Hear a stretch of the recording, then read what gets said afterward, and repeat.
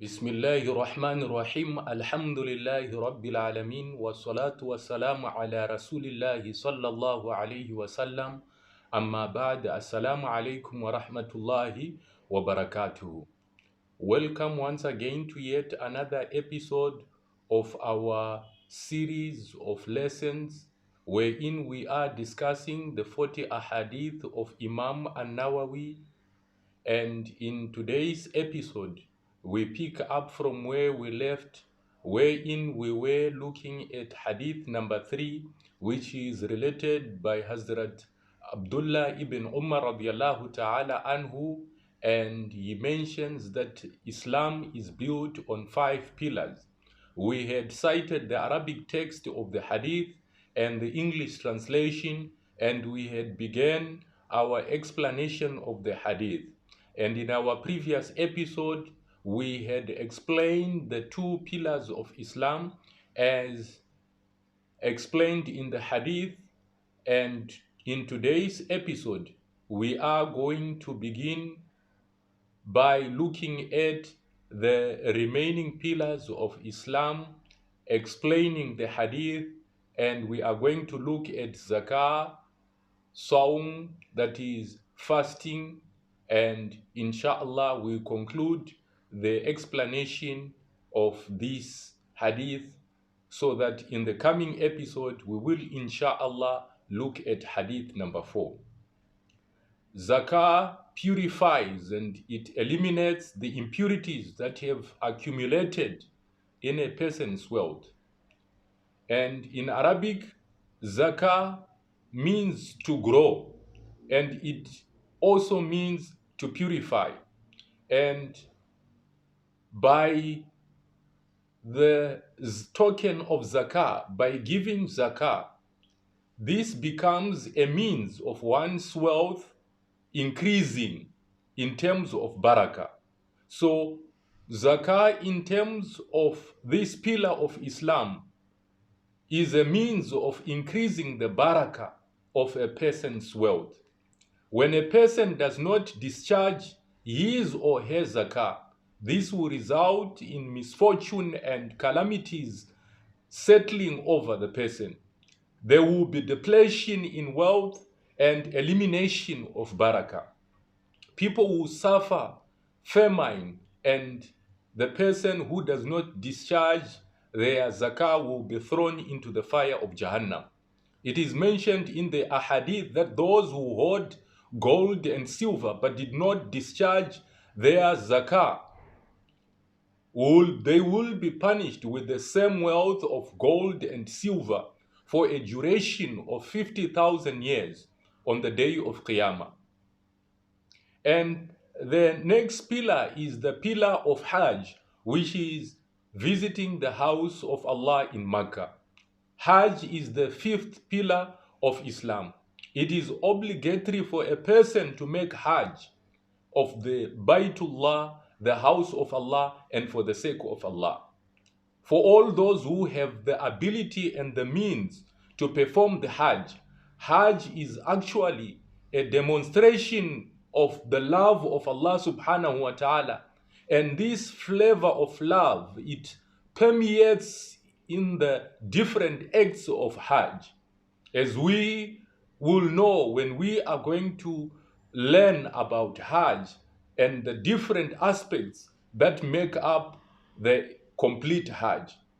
A stern warning has been given to those who have the means for physically and financially, meaning those who have the physical and financial means to fulfill or to undertake this journey, the journey of Hajj, but they neglect this command of Allah subhanahu wa ta'ala. Rasulullah sallallahu alayhi wa sallam has mentioned that man malaka zadan wa rahilatan tuballighuhu ila baytillahi wa lam yahujj fala alayhi an yamuta yahudiyan aw nasraniyan wa dhalika anna Allah yaqulu fi kitabihi. The meaning of which is, whoever has the provisions and the means to convey him to the house of Allah, and he does not perform Hajj, then it does not matter if he dies as a Jew or a Christian. This is a hadith that is recorded in Tirmidhi. And Rasulullah sallallahu alayhi wasallam also mentioned that man hajja hadha al-bayt falam yarfuth walam yafsuk raja kama waladatuhu ummuhu, that a person or whosoever performs Hajj and does not commit any obscenity or transgression shall return free from sins as he was on the day his mother gave birth to him. And this is a hadith in Sahih al-Bukhari. So for a Hajj free from evil, vice, and sin, the reward is nothing but Jannah. The reward is Jannah. And we go to the last pillar that we are going to discuss in this episode, which is fasting the month of Ramadan. Allah subhanahu wa ta'ala has mentioned in the Holy Quran that Ya ayyuhal ladhina amanu kutiba alaykumus siyamu kama kutiba ala alladhina min qablikum la'allakum tattaqun. The meaning of which is, O you who believe, decreed upon you is fasting as it was decreed upon those that were there before you, so that you may be righteous, so that you may have taqwa, and you may have the awareness and the consciousness of Allah subhanahu wa ta'ala. This is the ayah of the Holy Quran in Surah Al-Baqarah, the second chapter of the Quran, or second surah, ayah number 183. The importance of fasting is abundantly established in numerous ayats of the Holy Quran and the Ahaadeeth of Rasulullah sallallahu alaihi wasallam, and the superiority of fasting over other deeds in relation to certain special characteristics, such as the degree of sincerity, is also established. Fasting has in it a very inconspicuous nature, wherein other acts of worship such as Salah, Zakah, and Hajj, they are conspicuous in varying degrees. And fasting is totally concealed.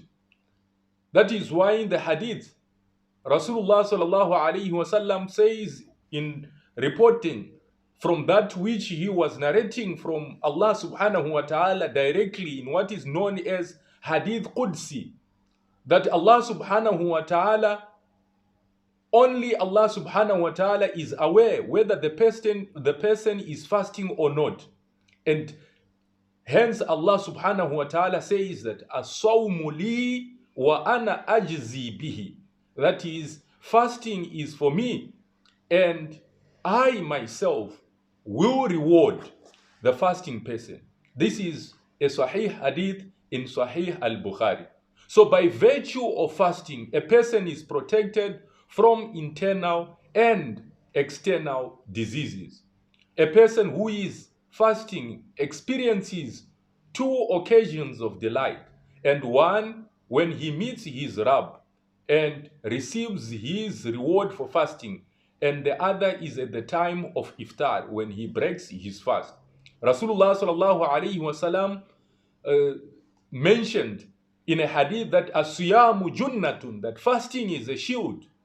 This hadith is in Sahih Muslim. It protects a person from the fire of Jahannam and from sin. So we make dua to Allah subhanahu wa ta'ala that He accepts our fasting and that He makes it as a means of protection for us against the fire of Jahannam. Until we meet again in the next episode, جعلنا الله وإياكم من الذين يستمعون القول فيتبعون أحسنه وأشكركم على حسن استماعكم والسلام عليكم ورحمة الله وبركاته.